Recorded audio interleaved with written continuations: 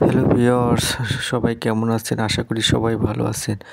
আজ ফ্রাইডে বা হলিডে বা ছুটির দিন। এই ছুটির দিনে তাই চলে আসলাম গ্রামে। গ্রামের প্রাকৃতিক দৃশ্য বা প্রাকৃতিক সৌন্দর্য উপভোগ করার জন্য। গ্রাম মানে জীবনের একটি অংশ, যাকে কখনো ভুলে থাকা যায় না। কেউ যদি জীবনের কোনো একটা সময় বা কোনো একটা মুহূর্তে গ্রামে থেকে থাকে, সারা জীবন কিন্তু তার গ্রামের স্মৃতিগুলো মনে পড়বে। শীতের এই সময়গুলোতে গ্রাম মানে অন্যরকম এক অনুভূতি বা অন্যরকম এক প্রাকৃতিক সৌন্দর্য।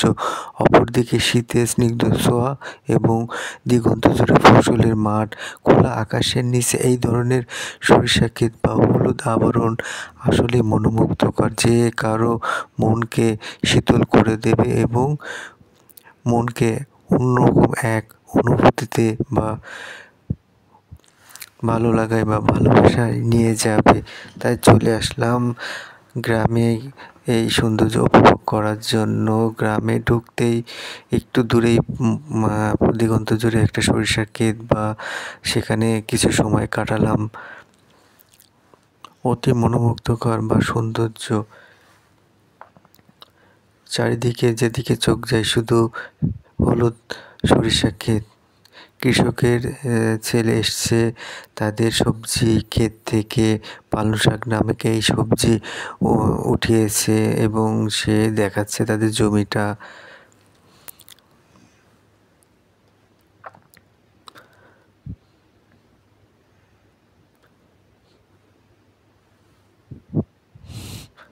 গ্রামের এই সৌন্দর্য উপভোগ করতে ছোট বড় এবং সকল সবাই আসে।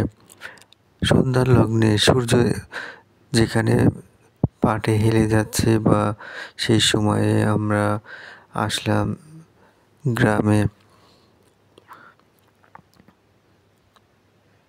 সরিষা ক্ষেত মানে অন্যরকম এক সৌন্দর্য, যেটা গ্রাম ছাড়া কখনো কোথাও দেখা যায় না।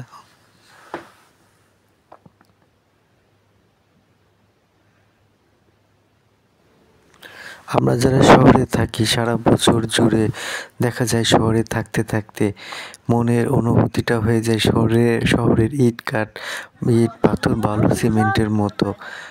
সারা বছর এই সময়টা যদি গ্রামে কিছু সময় আসা যায়, মনটা ভালো লাগে। গ্রামে আসলে আরও অন্যান্য দৃশ্য দেখা যায়, যেমন গ্রামের ঈদগাহগুলো হয় গ্রাম থেকে একটু দূরে। দেখতে পাচ্ছি যে গ্রামের ছেলেরা ঈদগাহ মাঠে বা খোলা মাঠে তারা খেলাধুলা খেলছে। এটা তাদের বিনোদনের একমাত্র স্থান বা ভালো লাগার একমাত্র স্থান। তারা এই খেলা খেলতে বা এই সময়গুলোতে সময় পায়, বা তাদের গ্রামে আসলে আমরা এইগুলা দেখতে পাই।